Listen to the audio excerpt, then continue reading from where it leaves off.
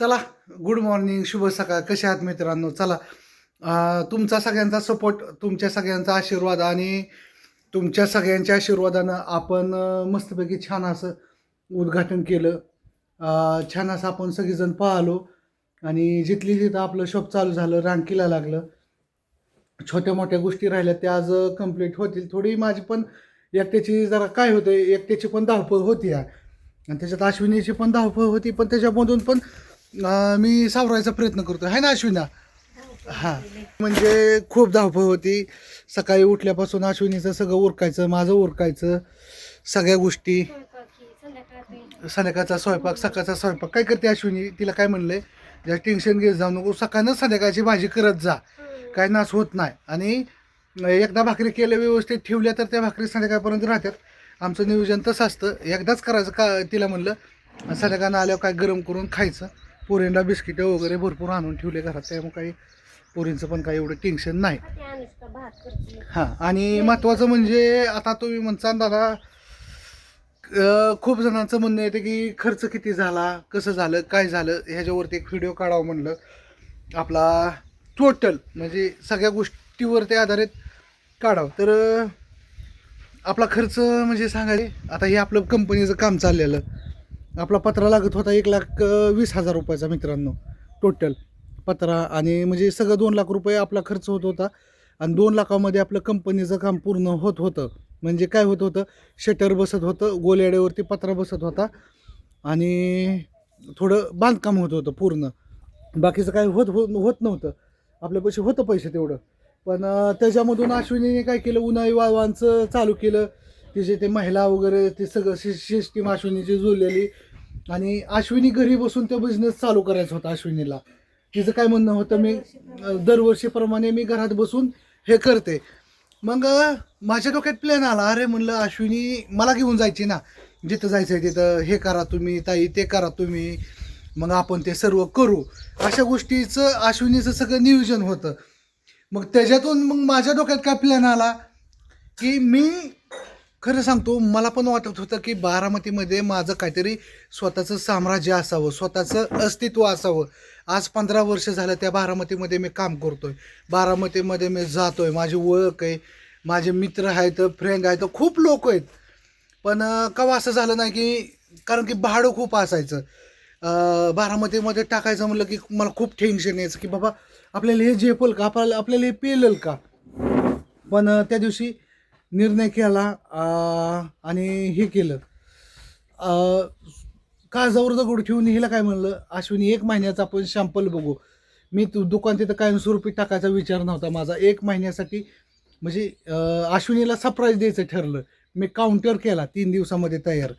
Counter तयार केला, तिथं नेऊन ठेवला आणि डायरेक्ट अश्विनीला एक सरप्राईज दिलं की, काय दिलं, दुकान. हां, म्हणजे अश्विनीला पण एक खूप मोठा झटका बसला. म्हणजे हमला हुआवर पता ना चला असं काम झालं अश्विनीच्या पण बाबतीत. तिला पण अचानक सरप्राईज दिलं की चल अश्विनी, तुझा जीव माल आहे घरचा, तो चल बारामतीला टाकू, तुला दुकान टाकू. तर विषय असा झाला की तिथं लाईट बिलासहित 22,500 रुपये भाडे आहे मित्रांनो. म्हणजे तुम्हाला सांगायचं म्हणजे 20,000 रुपये भाडे आणि 2,500 रुपयेपर्यंत लाईट बिल येईल. कारण की तिथं आता फ्रीज ठेवायचा आहे, त्याच्यानंतर मरकुरी दिवसभर लागते, चार्जिंगचा काटा आहे. आणि तिथं कसं गावाकडचं लाईट बिल वेगळं आलं आणि इंडस्ट्रीज एरियाचं लाईट बिल वेगळं आलं.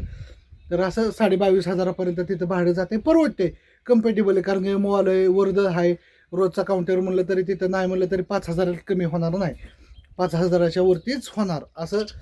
म्हणजे ती जागा आहे. आणि पहिल्या दिवशीचा अनुभव आला, काही टेन्शन नाही, आपलं सुरळीत चालू झालं. थोडं कंपनीचं काम आपण थोडं महागं ठेवलं, कारण मला माहिती होतं लोणच्याला आणखी 1 महिना टायमिंग आहे. तोपर्यंत माझं तिकडं एकदम सुरळीत चालेल. मग ह्या गोष्टीचा मी खूप प्लॅन केला, खूप विचार केला आणि त्या जागेवरती टाकलं. तर सगळ्यांचं म्हणणं आलं की किती खर्च आला, काय झालं. तर टोटल आपला खर्च त्या शॉपला एक 2.25 लाख रुपये गेले टोटल. म्हणजे तुम्ही म्हणता एवढं कशाला गेले, तर काय होते, हां आपला खर्च जवळपास 2.25 लाख रुपये तिथं झाला आतापर्यंत. सगळं बॅनर म्हणणं, काउंटर म्हणणं, सगळा माल वगैरे नेणं आणणं, सगळ्या गोष्टी तिथं ठेवणं चालू करायला एक 2.25 लाख रुपयापर्यंत गेला खर्च. आणि ते ह्याच्यामध्ये थोडी तानातान झाली, इकडून तिकडून कुणी मदत केली, भारी वाटलं. म्हणजे आम्हाला मदत केली प्रिन्स हॉटेल शिवाजी ननवरे ह्या पाहुण्यांनी, थोडी साथ पण दिली आपल्याला, असं नाही की नाही दिली, त्यांनी साथ दिली. उभं राहिलं. अश्विनीच्या शब्दाला अश्विनीने फोन ये इकडं अश्विनीच्या दाजींनी अश्विनीला मदत केली. मला सांगितलं नाही लवकर, मला म्हणले तुम्ही टेन्शन घेऊ नका, मी आहे ना, मी करते इंतजाम. तिला मी काय केलं, काउंटर वगैरे तयार केला, सरप्राईज द्यायचं होतं ना. अचानक डिपॉझिटला पैसे कमी पडलं, माझ्यापाशी डिपॉझिटला पैसेच नव्हतं. खरं सांगायचं तर पैसेच नव्हतं डिपॉझिट द्यायला. अश्विनी म्हणलं हं सगळं झालं आहे, तुझा माल पण आहे, तू घरनं ऑनलाईन विकायची, पण तुझ्यासाठी एक सरप्राईज आहे, मला टेन्शन आलं आहे. ती म्हणायची तुम्हाला काय झालं आहे, मी म्हणायचो मला टेन्शन आलं आहे. तर ती म्हणायची कशाचं टेन्शन आलं आहे. तर तिला मी म्हणलं डिपॉझिटलाच पैसे कमी पडलेत, अचानक असं झालं. तिनं तिच्या दाजीला फोन म्हणले ठीक आहे तुम्ही जावा म्हणली, मी देते तुम्हाला पैसे. आता म्हणले हे कुठनं द्यायची बाय, पण म्हणले मी देते. मी इथनं जास्तोर भाऊंला फोन केला, शिवाजी भाऊंला फोन केला, त्यांचं मनापासून आभार. त्यांनी 3ऱ्या मिनिटाला अश्विनीला पैसे दिले. म्हणजे पैसे दिले आणि खूप भारी. मग तिने लवकर मला सांगितलंच नाही, नंतर म्हणली भाऊनी आपल्याला मदत केली, दिलं. मग खूप आनंद झाला. नंतर तिने सांगितलं अरे बापरे म्हणलं, त्यांना बोलवलं नाही आणि उद्घाटनाला हा म्हणजे हॉटेल चालू हां भाऊनी केली मदत आणि खूप भारी वाटलं. चालू झालं कसं, मदत करणारा हात कमी असतात आणि वडणारच हात जास्त असतात, पण त्याच्यातून जी मदत करतं ती खरोखर असं कसं वाटतं, असं भारी वाटतं. त्यांनी साथ दिली त्याबद्दल शिवभाऊचं पण मनापासून आभार. स्वातीताईचं आणि शिवभाऊचं, त्यांनी हातभार लावला. पडीच्या काळामध्ये कसं एखाद्याचा असा आशीर्वाद असावा की बाबा ठीक आहे चला तुम्ही मोरं जाताय तर मोरं जा, आम्ही पाठीमागं आहे. हा आता विषय असा झाला, आपलं लोणचं चालू होतंय पुढल्या 15 दिवसात. हा तर ती आता लोणच्याचा धुमाकूळ आहे. 1000 किलो आंबा पण येतोय आपला लवकरच, त्याचं पण व्हिडिओ येईल. आता तुम्ही म्हणता ना आता ते कसं होणार, अश्विनी तर सगळे येतात व्हिडिओ बघून, लोणचं कुठे आहे, लोणचं कुठे आहे, एकच लावलंय अश्विनी लोणचं कुठे आहे, अश्विनी लोणचं कुठे आहे. त्या पापडाला पापड बिपड सगळं घेतातच, लोणचं. अहो पण तुमचं लोणचं कुठे आहे, अहो तुमचं ती सुक्कं लोणचं कुठे. अरे बापरे, आता ह्या वर्षी असं वाटतंय ऑफलाईनच तिथे संपतंय का काय लोणचं.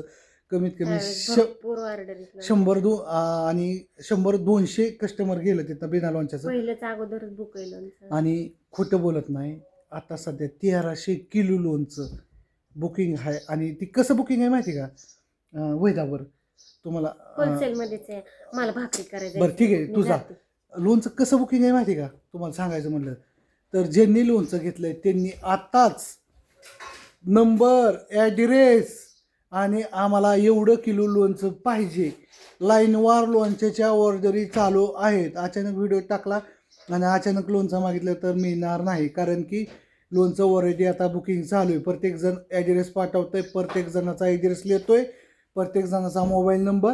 त्यांना एकच सांगितलं आहे, पैसे आता कुणाचं घेत नाही आम्ही, त्यांना एक सांगितलं आहे आम्ही ज्या दिवशी आंबा आणेन त्या दिवशी आम्ही तुम्हाला फोन करीन, तुमचं पेमेंट पाठवलं की लगेच तुमचं लोणचं बुक होय अश्विनी. म्हणजे आता बुकिंग चालू म्हणजे त्यांचं ॲड्रेस लिहिणं, कुणाचं 1 किलो, कुणाचं 2 किलो, कुणाचं 5 किलो, कुणाचं 6 किलो, एका अपार्टमेंटमध्ये 10-10 किलो. आणि जे पुणे मुंबईच्या ताई आहेत त्यांना होलसेलमध्ये लोणचं द्यायचं आहे, तर त्यांचं लोणचं 100 किलो बुकिंग चालू आहे आता. म्हणजे कुणाला किती पाहिजे काय सगळ्या गोष्टीचं नियोजन आतापासूनच चालू आहे. जर कुणाला बुकिंग करायचं असेल तर ते पण बुकिंग करू शकता, फक्त पैसे नाही घेत आम्ही. तुमचा ॲड्रेस, तुमचा नंबर, आमचं लोणचं तयार झालं की आम्ही तुम्हाला, आमचं लोणचं चालू झालं की आम्ही तुम्हाला कॉल करणार त्या टायमिंगला, तुमचं लोणचं काय करायचं आहे, तुम्ही येस म्हणला की तुमचं लोणचं पाठवून द्यायचं. असं सगळ्या गोष्टीचं नियोजन चालू आहे. येते काय म्हणते बिल्लू, पिलाला माझ्या टी व्ही नाही करमत नाही, सोन्याला हां नाही तसं काय. हां काय नाही, दोघी चिमण्या माझ्या अभ्यास करत बसतात 10 वाजेपर्यंत आहे ना. करू थोडं आठवण येते ना पप्पाची. चिव नाराज होती. Oh my God, sweet sweet heart. ये की परी, तू पप्पाची परी, आणि परी परी खूप छान दिसते आहे का नाही. वर बघा शिंदी कशी खाली दाखवून एक मोर माझ्यापाशी. तुम्हाला आज पप्पी दिली नाही. हां, ते असं नाही. आणि असं द्या सगळ्या गोष्टी. चला म्हणलं सगळ्यांचा आभार मानावं, एक छानपैकी व्हिडिओ काढावं, आणि होईल सगळं सुरळीत होईल. चांगलं चांगलं म्हणजे सगळ्या गोष्टी होत राहतील. थोडा टाईम लागतो, आणखी 1 महिना थोडं हे होईल, संघर्ष करायचा आहे. त्याच्यानंतर सगळं ठाकठीक होईल. एकदा लोणचं चालू झालं की आहे ना पिल्यांना. चला, काय म्हणते बा, बिस्किट आणल्यात बाळांना एकदाच आणून ठेवलं. अर्ध पोतं आणल्यावर आणलं आहे ना. आता काय टेन्शन. हां, कसं आमच्या अनुला बिस्किट लागतात. उशीर झाला तर कसं भूक वगैरे लागली काय लागलं तसं स्वयंपाक केलेला असतो अश्विनी सकाळीचा. आणि शाळेतनं आलेल्या चिऊ दिदीला जेवायला घालत जा. चिऊ दिदीची मोठी आहे आता तूच आहे. घालते की मी तिला हा, जेवायला. दोन फटकं देत जा. काहीतरी बनवलं ते खाल्लं. काय काय बनवलेलं, काय बनवलं. मी ना दूध बनवलेलं जसं काजू बदाम वगैरे टाकून. आज आणले तुम्हाला दूध. आणि हे कर, मॅगी वगैरे करून खात जा. फक्त गॅसला जपून गॅस बंद करत जा. खालनं बंद करायचा काय. तशी हुशार आहेत माझी पिल्लं दोन्ही पण.